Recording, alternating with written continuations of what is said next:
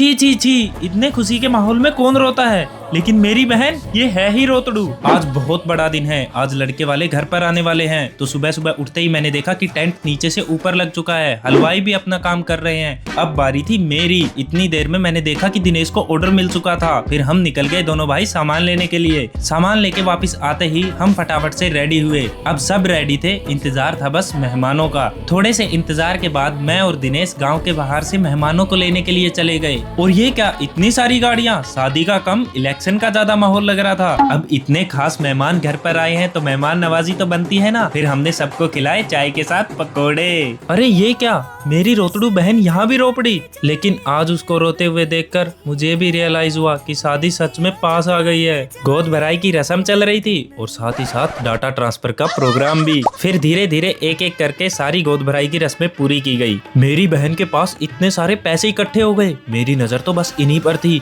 और कैसे ना करके मैंने इनको चुरा भी लिया था, लेकिन मैं पकड़ा गया। गोद भराई की रस्म पूरी होने के बाद हमने खिलाया सबको खाना और खाना खाते ही सब में इतनी एनर्जी आ गई कि सब नाचने लगे। इधर सब नाच रहे थे और दूसरी तरफ मैं और मेरी बहन जीजू के लिए टिफिन पैक कर रहे थे, क्योंकि वो साथ नहीं आए थे। और टिफिन पैक करते करते हम शगुन के पैसों के लिए लड़ रहे थे। अब आप ही बताओ कि शगुन के पैसों पर दीदी का हक है या मैं इतना खर्चा कर रहा हूँ मेरा हक है? गाँव की शादी है और लड़के वाले जा रहे हैं और महिलाएं गीत ना गाएं, ये तो हो ही नहीं सकता।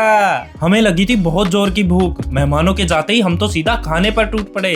तो अब हम खा लेते हैं खाना, आपको कहीं नहीं जाना। मिलते हैं अगले मिनी व्लॉग में। वेट, सरप्राइज गिफ्ट की प्लानिंग अभी चल रही है, तो गैस करो और कमेंट करो। सही गैस करने पर आपको भी तो गिफ्ट मिलेगा।